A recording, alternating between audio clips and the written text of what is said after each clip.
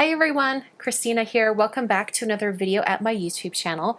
Today I wanted to show you guys something really fun and interesting, and it actually starts with one of you guys. In one of last week's videos for Watercolor Week, one of you had mentioned in a comment, you said, hey, check out this YouTube channel, she's amazing at watercolor. That intrigued me. I went over and took a look, and sure enough, I was completely inspired and enthralled by this YouTube channel. So this YouTuber, her channel is, and I'll list it down here, and it's also in the video description box if you want to click over, but I think her name's Cece. Anyway, she's a phenomenal artist and a painter and does some really fun loose watercolor looks, and then she draws flowers on top. There's one particular video which I absolutely loved, and I think I've watched it 2 or 3 times since because I just love watching it all come together. In this video, she's creating covers for traveler's notebooks, and she's doing it in a large group on a really big piece of watercolor paper. And I was so taken with her different techniques of just slapping watercolor down on there, putting color in different places, and then sometimes using a dry brush and brushing up and down and getting the color moving and splattering and things like that. It was just very freeing to watch, and I was very inspired, and I was thinking the entire time, I want to try that. I want to try something like that.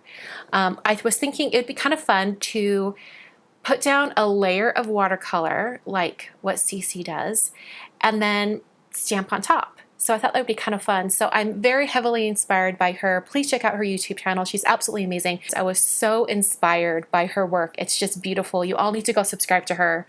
She's fantastic. Anyway, let's get into the video. I hope you guys enjoy this particular technique. And once again, check out that YouTube channel. I think you guys will really enjoy it. The first thing I did was pick out a stamp set that I thought would work well over the top of this really kind of colorful background.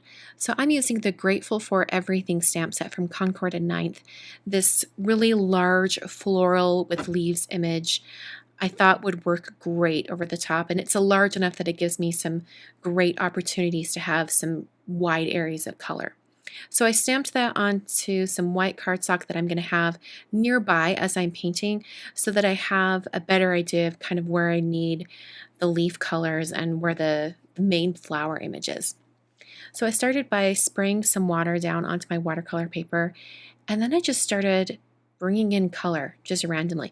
There are leaves on both sides of the spray of flowers, so I thought I would put green over on those sides, maybe have some little sharp areas coming out, and then I just started bringing in little areas of color, trying to keep in mind where the leaves and flowers are located on the final stamped image.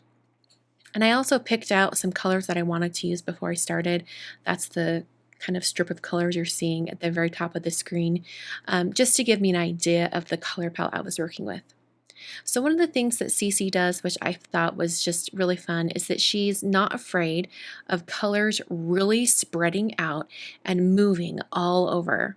So I try to remind myself of that multiple times, spray things down, add more water, get the color dripping.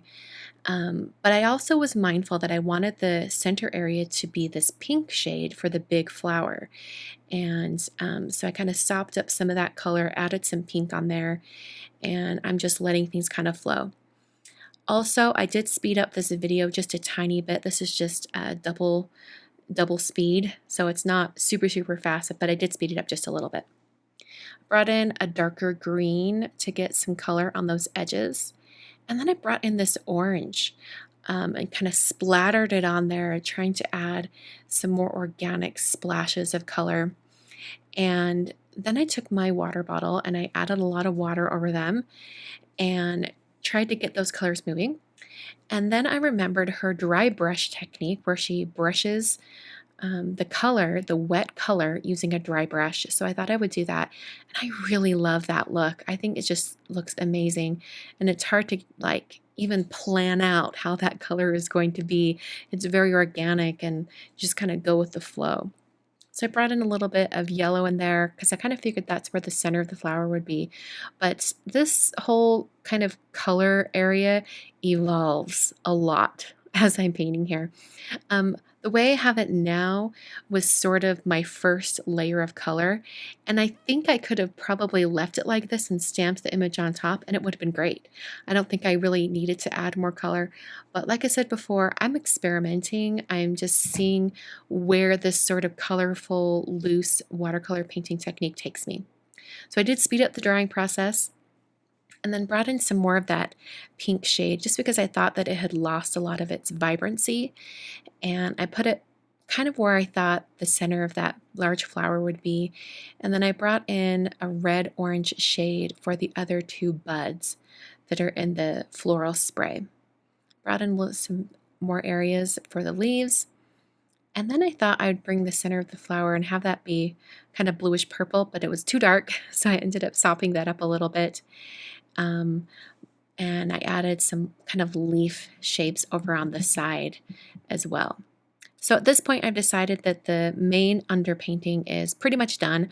I love how the colors, especially in the top half that are above the floral area, how there's just this really odd organic mix of color. I think it just looks really neat.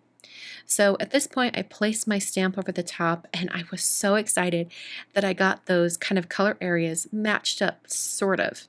The main area for the pink flowers there, the orange or red shades for the buds are sort of in the right spot.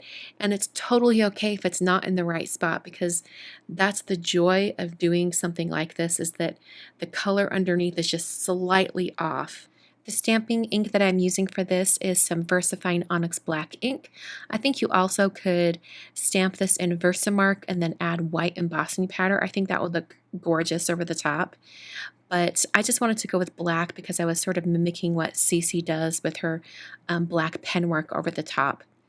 So at this point, I realized that I needed to add some additional details onto this flower area just so that it, I like how it looked, but I felt like it needed something so that that big pink area right there in the center wasn't just one big pink blob, if that makes sense. It needed a little bit of variation, or the suggestion that these colors were picked specifically for this floral spray, if that makes sense.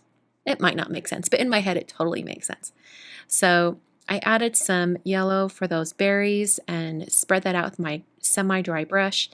And then I brought in this dark red violet shade, and I used that to add shading over every single area on this entire painting. I think using the same color really draws everything together and makes it seem more purposeful.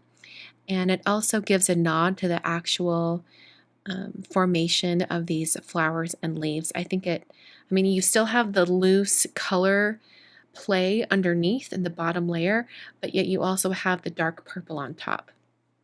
I wanted to add some gold accents, and I wasn't sure exactly where I wanted to add them at first. So at the beginning here, I added these little tiny gold dots to this leaf, and then I decided that I actually wanted more gold, so I added more to the center of this flower, and then eventually I just added it to a block and splattered some on there.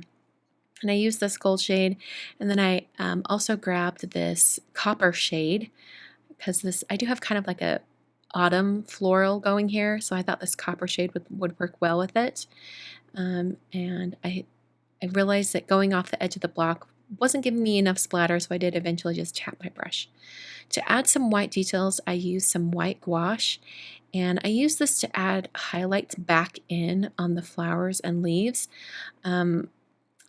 This is where I kind of wish I wouldn't have done that second layer of pink, because if I would have just left it the way it was, I would have probably still had some highlights there. But you know, you live and learn, and this was totally, flying by the seat of my pants, not really planning this out too much. So I'm adding lots of white highlight areas, and that one bottom bud has a big, huge white area. So I will eventually go back in and spread it out with some water and then sop it up with a paper towel just to get rid of that really thick line. So the painting on the front of the card is basically done. On the inside of the card, I used this greeting from the stamp set that says, "May kindness return to you in the same lovely way it was given." Such a great sentiment. I love that, and I wanted to make sure that I used it on my card. So my card base is made out of some Neenah Classic Crest Solar White 110-pound cardstock, and I created a A2 sized card with a side fold, and then I put my painting on there with some foam adhesive after I trimmed it down. So I really love how this card turned out, especially since I was completely inspired by CeCee. I really love all the colors and the gold accents, and this was just a joy to paint. Thanks for watching today's video. I hope you guys enjoyed all the different kind of techniques that I played with today. Don't forget to check out that YouTube channel, creationsceecee, to get even more inspiration. She's absolutely fantastic. Before you go, don't forget to subscribe and hit that notification bell so that you don't miss out on any future videos. And if you liked this video and want to share it with a friend, please hit that share button, and also hit that like button, because that lets me know that you liked this video and you'd like to see more. On screen are 2 watercolor videos if you want to check them out, just ones I've done in the past. And thank you again so much for watching today. I really appreciate it, and I will see you guys in another video very soon.